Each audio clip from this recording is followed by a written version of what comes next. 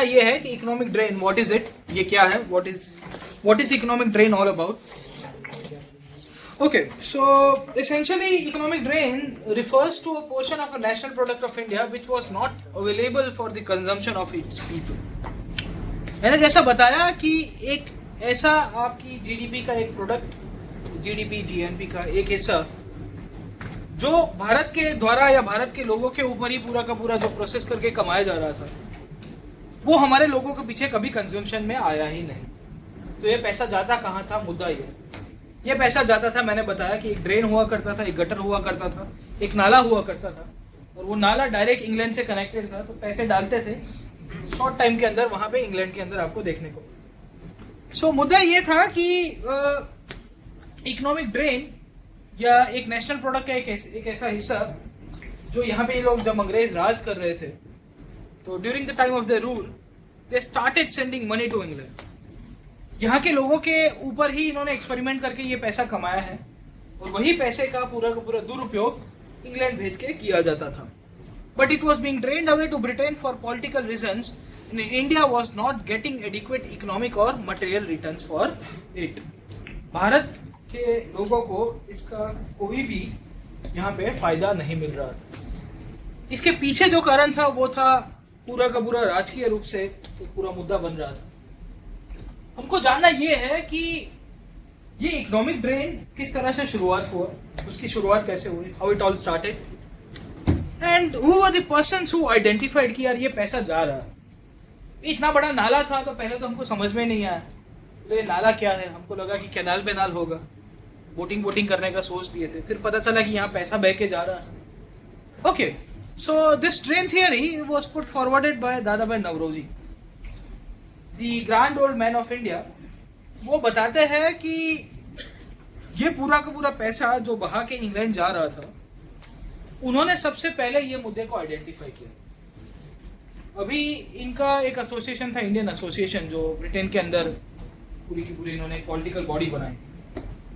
And during this time वो Britain के अंदर रहते भी थे. तो वहां पे एक किताब लिखी थी इन्होंने 1900s में, जिसका नाम था poverty and un British rule in. ये poverty and un British rule in India के अंदर इन्होंने ये चीज आइडेंटिफाई की कि यहाँ का जो पैसा, भारत का जो पैसा है, वो पूरा का पूरा बहा के ये ड्रेन के अंदर जा रहा है. बट इसके पहले भी स्टोरी ये चलती है कि इन्होंने एक पेपर लिखा था, इंग्लिश डेब्ट टू इंडिया. ये पेपर के अंदर रिसर्च पेपर जैसा था.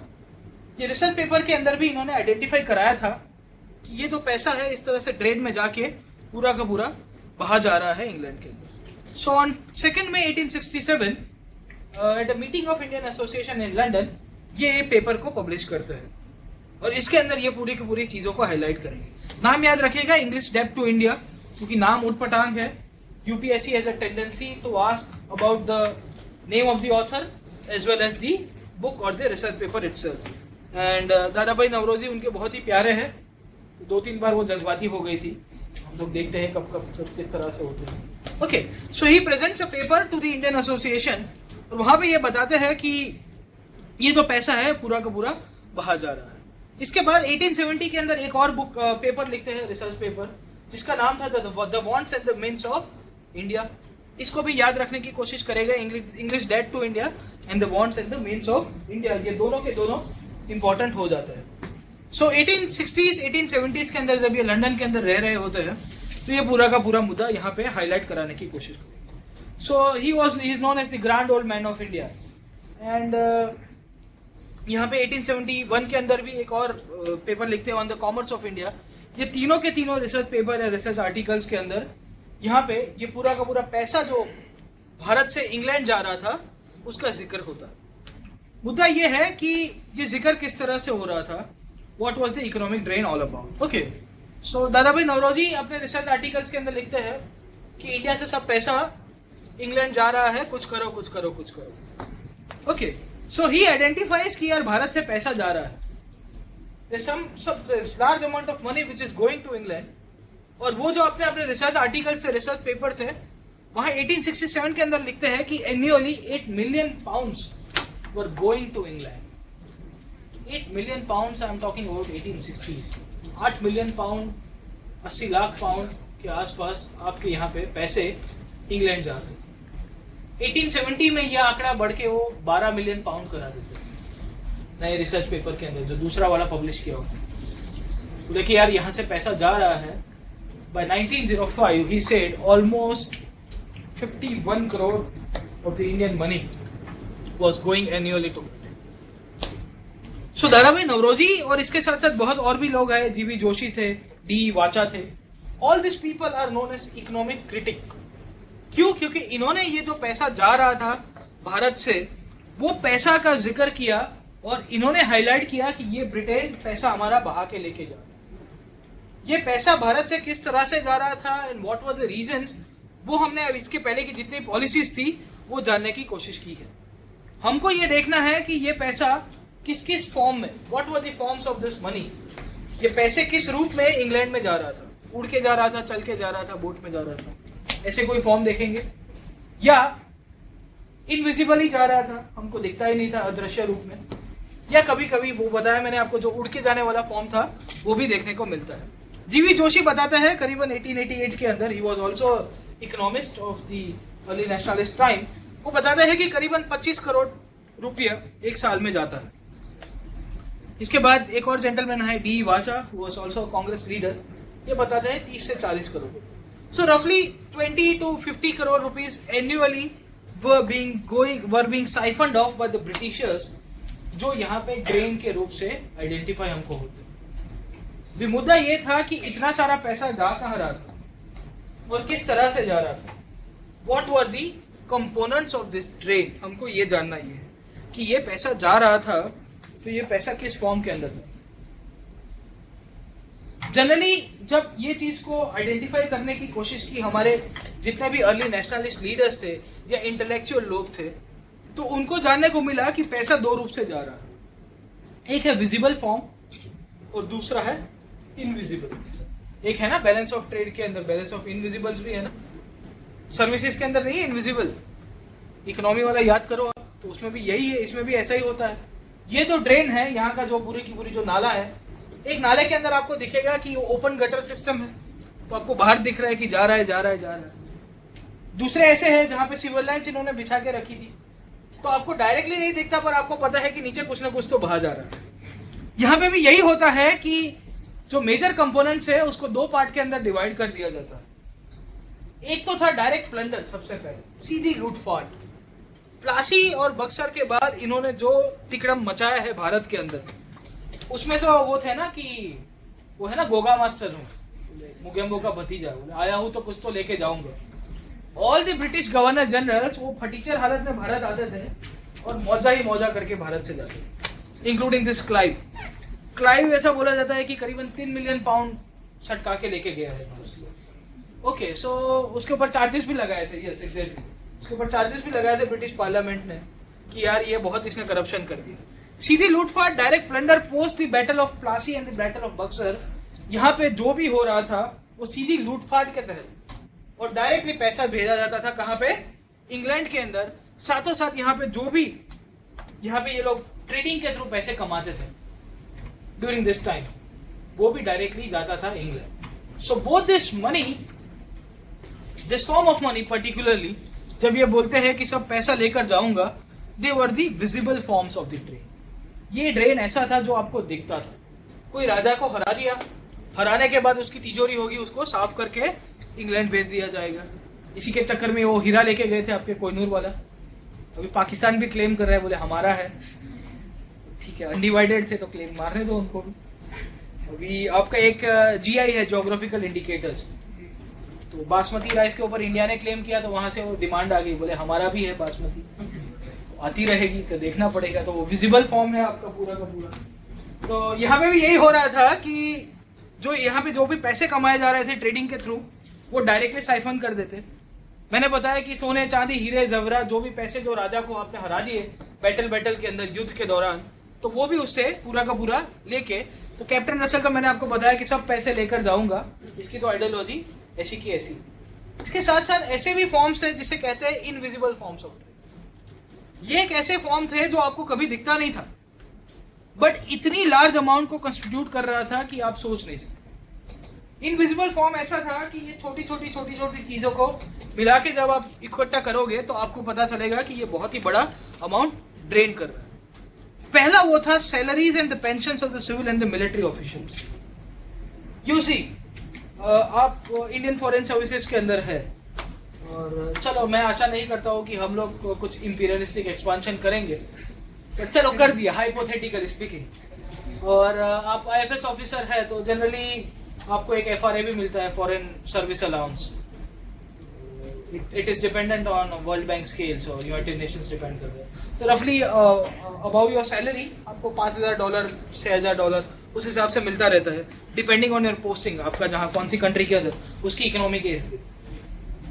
तो मुद्दा ये है कि जैसे समझ लो कि इंडिया का कुछ कॉलोनियल एक्सपेंशन हुआ होगा वो देश के अंदर, और आप ऑफिसर पोस्टेड हो, तो इम्पोर्टेंट मुद्दा यहाँ पे वही होता है कि आपकी सैलरी कौन देगी, इंडिया देगी या वो आपकी जो कंट्री के ऊपर आप राज कर रहे हो वो देगी।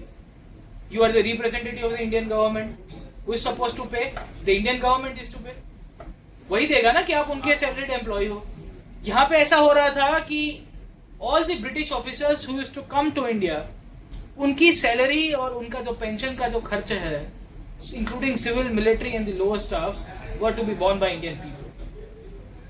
भारत के ऊपर जो भी शासन चलाना है, या भारत के ऊपर जो भी ईस्ट इंडिया कंपनी अपना ट्रेडिंग कर रही थी, वो ट्रेडिंग के लिए भी पैसा यहां से ही निकाला जा रहा है। सो इम्पोर्टेंट आप देखिए कि ये सैलरी और पेंशन मिला मिला के इन्होंने, जो भी इंसान होगा जो भारत के ऊपर यहाँ पे रहने आ रहा है, ट्रेडिंग करने आया है या ऑफिस चलाने आया है, उसके लिए खर्चा कौन देगा? ब्रिटिश गवर्नमेंट नहीं देगी। Though he is appointed by British government, he is responsible to British government, but the salary will be paid by the Indian people. वो पैसा कहां से आता था? वो पैसा आता था आपकी लैंड रेवेन्यू पॉलिसीज के। जो भी अलग अलग तरह के इन्होंने जो तिकड़म रचा के जो टैक्सेस लगाया करते थे कॉमन मैन के ऊपर, हर एक चीज के ऊपर से ये लोग पैसा लेते, और वही सब का सब पैसा ये सब चीजों के ऊपर फाइनेंस किया जाता। यू सी कि आपके कलेक्टर की सैलरी 1500 2,000 रुपए हुआ करती। आई am talking about 1850s 1900s का टाइम है ये पूरा। कलेक्टर की सैलरी 1500 रुपया, मतलब इंडिपेंडेंस इंडिया में भी शायद नहीं थी। 1947 में भी 1500 2,000 रुपए नहीं हुए। तो किसके बाप का पैसा जा रहा है कि ये हम पता ही है कि भी हमारा जा रहा है। अगर ब्रिटिशर्स खुद को पैसा उनको जेब से निकालना था ब्रिटिश गवर्नमेंट को, तो उन्होंने इनको कट डाउन कर दिया होता, भाई नहीं किया, क्योंकि सैलरीज और पेंशन जो भी है बोले भारत के लोग देंगे। So this was the kind of invisible form, जो पैसा यहाँ की सैलरी के रूप में जा रहा है और हमको दिख नहीं रहा। लेटर ऑन यहाँ पे जितने भी रिसर्चर्स थे, ऑल दी इंटेलेक्चुअल पीपल, जो एनलाइटन लोग, जो प्रबुद्ध नागरिक के तौर पे उभर के आ रहे थे, उन्होंने आइडेंटिफाई किया कि वो तेरी इतना सारा पैसा खर्च करके गई है, बोले सैलरी के पीछे इतना सारा तामझाम, और किसका जा रहा है? बोले सब इंडियन लोगों का पैसा जा रहा है। Stores purchase in Britain for civil and military departments, ये करीबन $18 मिलियन ऐसा हुआ करता था 1905-1910 तक के आसपास। तो बोला जाए स्टोर्स परचेज मतलब ये आपको है ना, पेंसिल ने स्टेपलर ही ने जो लेवानु है ना, पेन पेंसिल रबर, ये 18 મિલિયન પાઉન્ડ નું આટલું બધું ખર્ચી નહીં જતા રહે બોલો। અને ક્યાં આગળ? इंग्लैंड ની અંદર। यू सी कि एक ऑफिस हुआ करती थी जिसे कहते हैं secretary of state for India, इसके पहले board of control and court of directors. अभी ये लोग कहाँ बैठते हैं? इंग्लैंड के अंदर। अगर ये इंग्लैंड के अंदर बैठते हैं तो लाजमी वही होता है कि भाई इंग्लैंड से आप परचेज करो, और इंग्लैंड की गवर्नमेंट जो भी होगी, आपकी कंपनी की जो भी पॉलिसी है उसके हिसाब से, गवर्नमेंट पॉलिसी है, सेक्रेटरी ऑफ स्टेट अगर था 1858 के, तो उसके लिए सरकार देगी ना। इंडियन हाई कमीशन के लिए पैसा कौन देता है? इंडियन गवर्नमेंट ही भिजवाती है यहाँ पे। अगर आपके यहाँ पे कोई भी गवर्नमेंट अथॉरिटी की कोई ऑफिस होगी तो कौन देगा? बट यहाँ पे ऐसा था कि this guy was responsible to work under the British government sitting in London, but उसकी पेन पेंसिल स्टेशनरी के जो खर्चे है ना, वो भारत से निकले। इतने श्रूड बिजनेसमैन आपको कहीं नहीं देखने को मिले। तो क्या पाक्का व्यापारी था, इतना पाक्का व्यापारी के पेन पेंसिल ने रबर बैंड ना खर्चा पण भारत थी करता। This was the economic policy, this was the form of drain with the Britishers develop, और यहां से ये पैसा जा रहा है। वी कुड नॉट आइडेंटिफाई, बोले ये कितना पेन पेंसिल के लिए कितना खर्चा रहता होगा, बट जब हमने आंकड़ा इकट्ठा किया तो पता चला कि 50-50 करोड़ रुपया सालाना इसके पीछे निकाल देते हैं। No one used to care कि यहाँ पे 2 पेंसिल की जगह 4 पेंसिल यूज हो गई। हर एक बार साइन करते वक्त नया पेन यूज करेंगे वाइसरॉय, कर रहे दो ना, कोना अपना पैसा जाए, इंडियंस ना जवाना था। Interest on the loan taken by the Indian government from abroad. यहाँ पे जो भारत की गवर्नमेंट ऑफ इंडिया थी, जो यहाँ की जो वाइसरॉय के द्वारा जो शासन चलाए हुए पूरी की पूरी शासन पद्धति थी, वो उनको अगर पैसे की जरूरत होगी तो वो क्या करेगी, वो ब्रिटिश गवर्नमेंट को बोलेगी। जैसे ईस्ट इंडिया कंपनी भी बोला था 1770s में कि माई बाप हमारे पास पैसे कम हो गए, थोड़े बहुत पैसे दे दो। तो 1772 में फिर ब्रिटिश पार्लियामेंट ने कमेटी बिठा दी, उसके बाद इन्होंने रेगुलेटिंग एक्ट पास किया। सेम वे यहाँ पे जब ब्रिटिश गवर्नमेंट का डायरेक्ट रूल आ गया 1858 के बाद, तो ये लोग बात बात के ऊपर लोन लिया करते, और लोन के ऊपर यहाँ पे इंटरेस्ट जो था वो ब्रिटिश गवर्नमेंट वेलफेयर के ओरिएंटेशन से रखेगी या बोलेगी कि हम लोग 20 या 30% इंटरेस्ट लेंगे। Definitely British government will think कि ये कंपनी एसेंशियली इनसे पैसे लूटेगी जो इंडियन लोग हैं, तो हम लोग क्यों वेलफेयर ओरिएंटेशन के साथ या 3 या 4% ही ब्याज दे। सो द कंपनी और द ब्रिटिश गवर्नमेंट यहाँ पे जो भी शासन कर रही थी, वाइसरॉय की सरकार, वो यहाँ पे लोन लेगी पहले ब्रिटिश सरकार से, लंदन में बैठे हुए, वहां से लोन लेने के बाद उसके ऊपर सालाना इंटरेस्ट देती थी, और ये इंटरेस्ट का रेट बहुत ही एक्सॉर्बिटेंट हुआ। सो कंटिन्यूअसली इंडिया का पैसा ड्रेन हुआ, वो भी इंटरेस्ट के फॉर्म के ऊपर। कभी कभी ऐसा हुआ कि आपका प्रिंसिपल अमाउंट को इंटरेस्ट ने सरपास कर दिया। 100 रुपए की आपने लोन ली हो और आप 500 रुपए ब्याज के ऊपर भरते रहो, ऐसी हालत हो।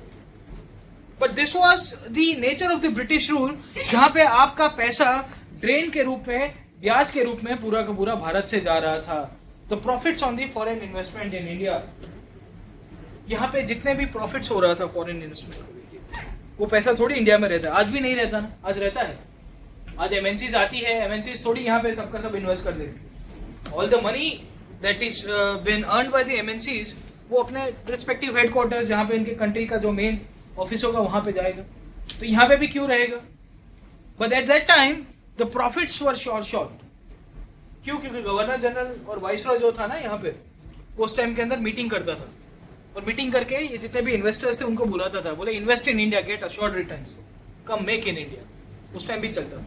बड़े बड़े गवर्नर्स और वाइसरॉयज आपके यूरोपियन कैपिटलिस्ट को बुलाया करते थे भारत के अंदर, बोले आओ निवेश करो, निवेश करो, निवेश करो। निवेश करने के पीछे वो एंटरप्रेन्योर बोलेगा, बोले मुझे क्या मिलेगा? बोले 100% रिटर्न्स, अश्योर्ड रिटर्न्स, हर साल 5% डिविडेंड। कोना बापना जमाना से 5% डिविडेंड आप ही दो। Essentially it was all the Indian peoples money. हमारे ऊपर जो इन्होंने टैक्सेशन लगाया था, उसी का ही पैसा यहाँ पे पूरा का पूरा जो अश्योर्ड प्रॉफिट के दाम के ऊपर जा रहा था। So this was also a kind of invisible drain which was not seen. Payments to be made for the shipping, banking and insurance services which stunted the growth of Indian enterprises in these sectors. इन्होंने क्या किया कि ये जो बाकी की जो allied industries develop हुई सर्विस सेक्टर में, वो सब इनसे पैसे लेने लगे। अभी इंडियन सेक्टर को, इंडियन प्राइमरी मैन्युफैक्चर को पैसा चाहिए, तो वो भी नहीं आ रहा था। All this payment was going where? It was going to London in the form of drain. Finally, the surplus from the British economy re-entered India as finance capital. यहां से ही पूरा का पूरा जो पैसा इन्होंने कमाया है, वो पैसा घूम फिर के चक्कर मार के फाइनेंस कैपिटल के तौर के ऊपर भारत में आएगा। तो पहले आए व्यापारी की तरह, पैसा कमाया, जो प्रॉफिट कमाया शोषण करके, वही का वही प्रॉफिट को एक फाइनेंशियल कैपिटल के फॉर्म के रूप में इंडिया के अंदर इन्वेस्ट किया। तो भारत के लोगों का पैसा भारत के लोगों को कुचलने के लिए उपयोग में किया जाता था। वो थी British economic policy. How did the Britishers manipulated the whole economic system? They earned money from the Indian people and they used the same money to suppress the Indian people and again made some money and they re-entered the whole financial system as a finance capital. तो किस तरह से पैसे का उपयोग करना है, वो पूरे का पूरा पैसे का उपयोग यहाँ से शुरू होता है, घूमते फिर के फिर से यहाँ से ही घुसता है। तो एक फाइनेंस कैपिटल के तौर के ऊपर जो भी सरप्लस यहाँ पे ये कमा रहे थे, जो भारत के लोगों के द्वारा ही शोषण करके, भारत के लोगों का शोषण करके जो बनाया गया था, उसी का ही यहाँ पे इन्होंने उपयोग किया है। 2008 के अंदर यूपीएससी का प्रश्न देख लेते हैं। कौन था? सिंपल क्वेश्चन था ये तो। Okay, Anand Mohan Bose, Badruddin Tyabji, Firoz Shah Mehta, all this were the Congress leaders, early nationalist leaders. हम लोग सर के रोल के बारे में देखते रहे। 2015 यूपीएससी प्रीलिम्स।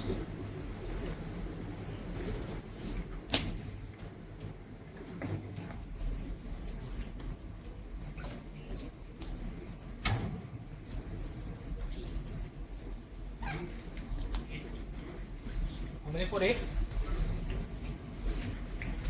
बी के लिए कितना है, टी के लिए बाकी सब छोड़ दोगे? दो तीन लोगों ने हाथ खड़े किए। मेजोरिटी, ये तो लास्ट ईयर पूछा था, थोड़ा बहुत फ्रेश भी होगा। देखो दादा भाई नवरोजी तो हमने काफी सारी चर्चा की है। He has written this book poverty and British rule in India, the grand old man of India कहते हैं उनको। Secondly the second guy G Subramania Iyer, ये मद्रास एसोसिएशन की इन्होंने स्थापना की थी।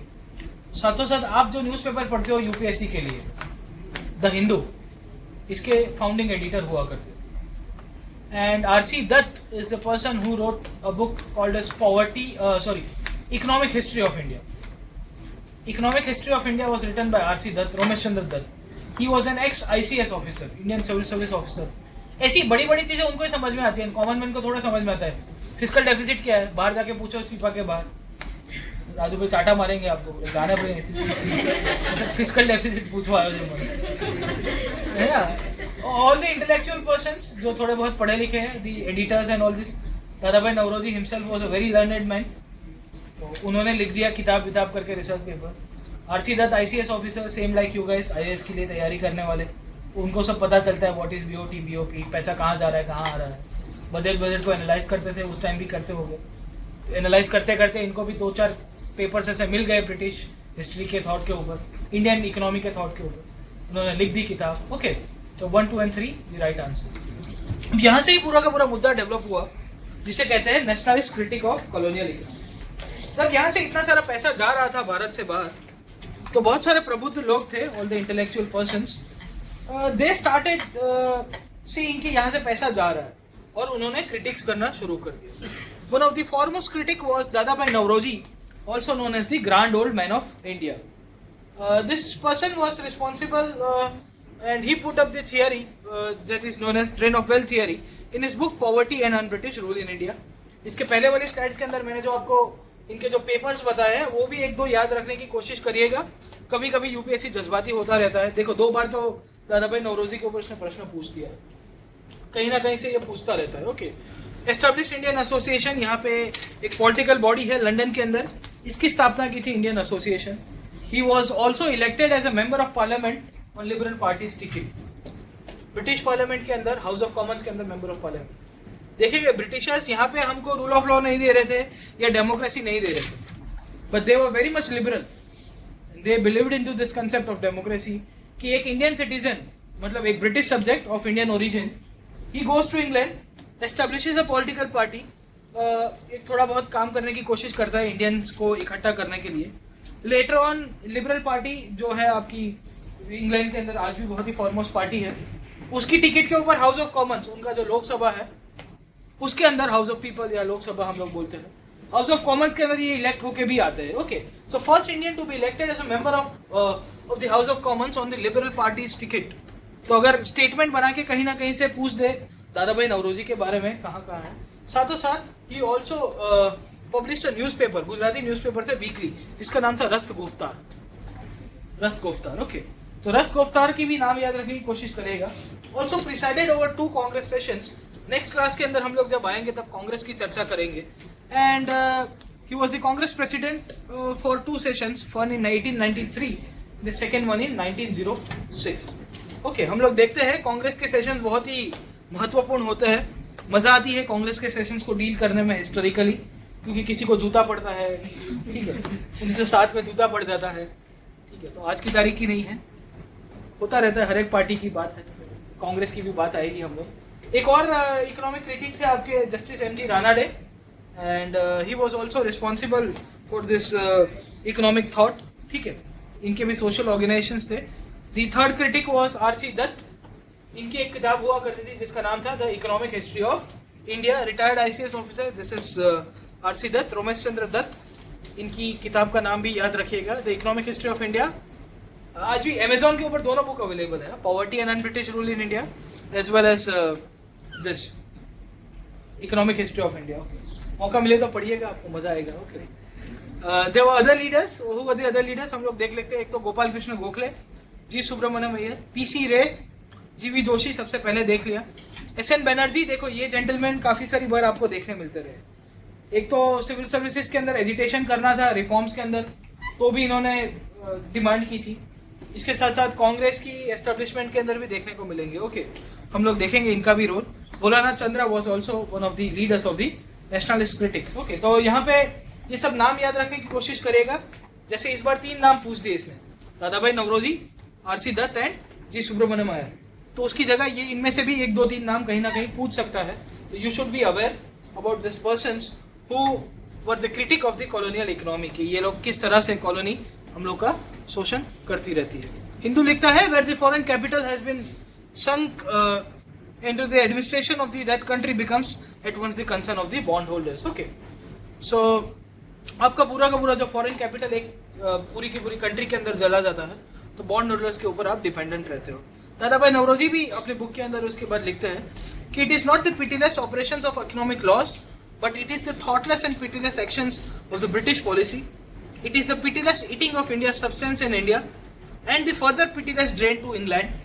In short, it is the pitiless perversion of economic laws by the sad bleeding to which India is subjected that is destroying India. तो बहुत पीटी कर दिया है, but that was the reality of that time. Okay, so Dadabhai Naoroji का role बहुत ही important हो जाता है। He was very much respectful, he was a very respectful leader of the Indian National Congress, जो इसकी जो शुरुआत होती है। हम लोग देखेंगे कि when the Congress was established, ये political demand करेंगे, तो पॉलिटिकल डिमांड इसके ही इर्द गिर्द घूमती रहेगी कि आप इकोनॉमी को चेंज करो, सोसाइटी को इस तरह से पूरा का पूरा रिफॉर्म करने की। अब हम लोग देखते हैं कि what was the effects of this drain. ये ड्रेन की क्या असर रही। Generally this effects can be divided into 2 parts, one is economic effect and the second one is political effect. आर्थिक रूप से और राजकीय रूप से ये ड्रेन ने किस तरह से असर किया भारतीय अर्थतंत्र। पहले देखते हैं इकोनॉमिक इफेक्ट कैसा था, what was the economic effect of this drain, किस तरह से असर करता है। अब देखिए कि the real cause of backwardness in India can be attributed to this drain, क्योंकि ये ड्रेन के कारण we did not had the not only we had the loss of wealth but we had the loss of capital as well. देखो, एक पैसा होता है और एक इन्वेस्टमेंट के लिए पैसा होता है। जनरली होता है कि अगर आपके पास कैपिटल नहीं रहा तो आप कुछ भी नहीं कर। हुआ ये है कि यहाँ से वेल्थ तो जा ही रहा था, यहाँ के जो भी राजे थे उनके पास जो भी पैसा वैसा था, या यहाँ की जो भी प्रजा थी, but all the Indian people जो थोड़ा बहुत कमा के जा रहे थे उनके ऊपर भी इन्होंने इतने सारे टैक्सेस लगा दिए। तो किसी को पैसे अगर अपने फ्यूचर ग्रोथ के लिए लगाने हो, फ्यूचर इंडस्ट्रीज के लिए लगाने हो, वो कुछ भी नहीं हो। सो ये जो ड्रेन का ये पूरा का पूरा प्रकार था, ये पूरा का पूरा डेवलपमेंट हो रहा था, वो आपका एक कैपिटल लॉस कर देता है। और जब कैपिटल लॉस होता है तो क्या होगा, स्टैग्नेशन हो जाएगा। One of the reasons behind the stagnation of the Indian economy was this drain. क्यों? क्योंकि आपके पास पैसा ही नहीं रहा। अब पैसे लगाओगे नहीं, आपके पास पैसा नहीं है, पैसा लगाओगे नहीं, पैसा कहीं आप बिजनेस में इन्वेस्ट नहीं कर पाए तो आपका ग्रोथ रुक जाएगा। This drain cause the loss of employment and income. आप समझिए कि पैसा नहीं है, अगर आपके पास पैसा नहीं है तो आप इंडस्ट्री नहीं लगा पाओगे, मार्केट के अंदर कुछ घुमा नहीं पाओगे, तो उसके अलाइड सेक्टर्स के अंदर जो लोग डिपेंडेंट थे उनकी भी एम्प्लॉयमेंट और इनकम एबिलिटीज के ऊपर अफेक्ट होगा कि नहीं होगा। डायरेक्टली अफेक्ट होने के चांसेस देखने को मिलते रहते हैं जो ड्रेन के कारण पूरा।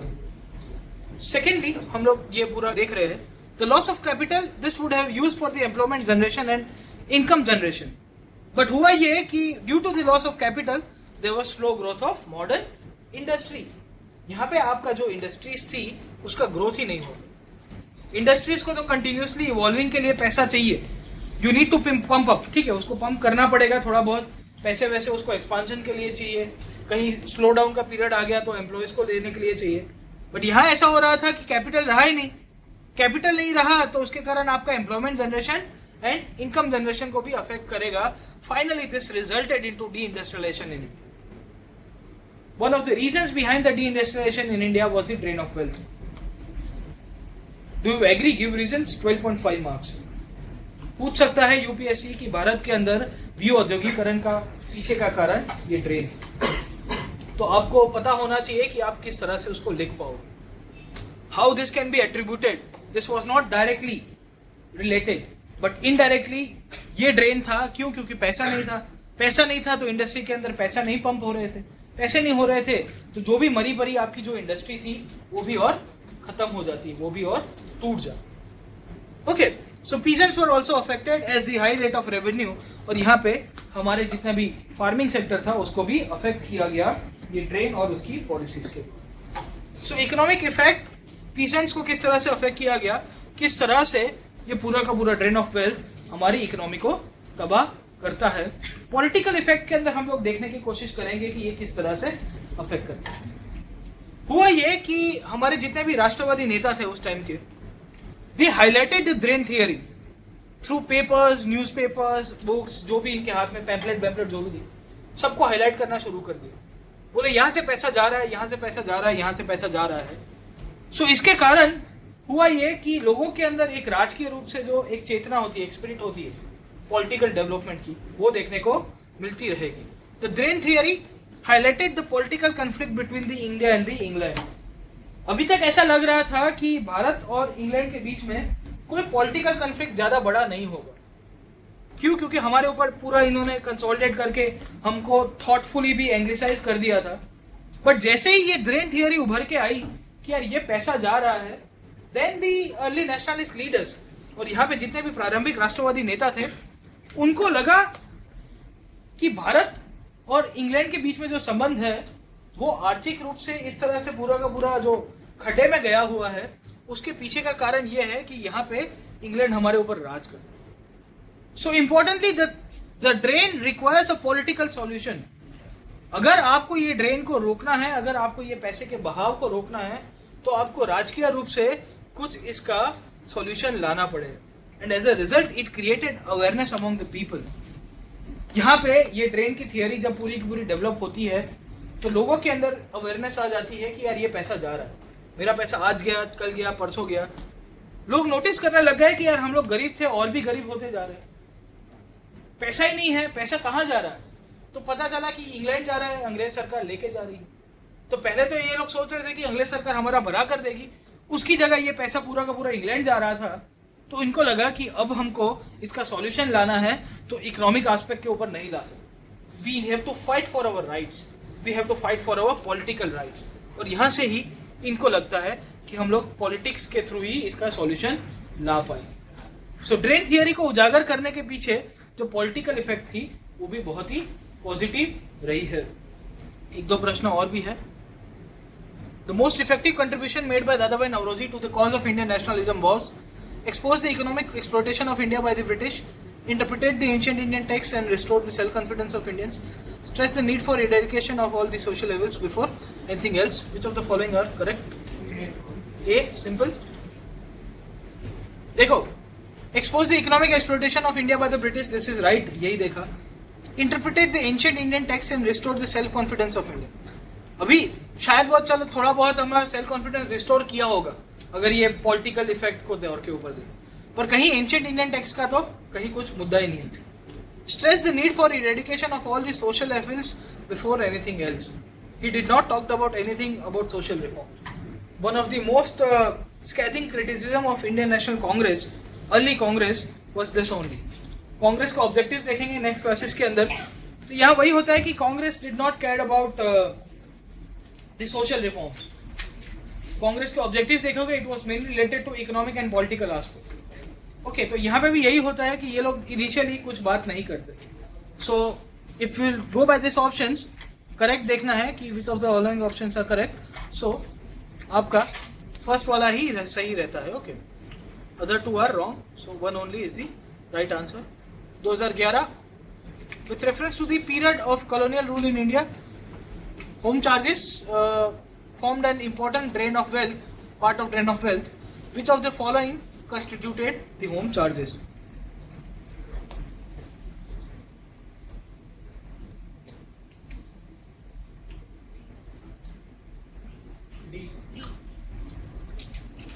अब देखिए कि ये मुद्दा मैंने उस स्लाइड्स के अंदर डिस्कस नहीं किया था, मैं सोचा क्वेश्चन के अंदर इसको ग्रू वे भी कहते हैं हिंदी के अंदर, होम चार्जेस। मैंने बताया ना कि जो होम मिनिस्ट्री की तरह जो फंक्शन करने वाले जितने भी डिपार्टमेंट्स थे, वो चाहे आपका पूरा का पूरा इंडिया के अंदर जो ऑफिस है जो फंक्शन कर रहा है, वो काम किसके लिए कर रहा था? इंडिया के लिए कर रहा था। सैलरीज, इसके साथ साथ यहाँ पे जो भी लड़ाई कर रहे थे अंग्रेज outside India by the British, से फॉर एग्जांपल अफगानिस्तान के अंदर कर रहे हो, या इन्होंने पेरू के अंदर, सॉरी पेगू के अंदर जो लोअर बर्मा है वहां पे इन्होंने कोशिश की थी, all this were paid by the Indian people. इसके लिए उसको होम चार्जेस के तौर के ऊपर कहा जाता है। Okay, so generally all the 3 statements are correct. Funds used to support pay salaries as well as funds used for waging wars outside the India by the British. So right answer can be D. Okay. Next class के अंदर हम लोग discuss करेंगे वो है stages of colonialism.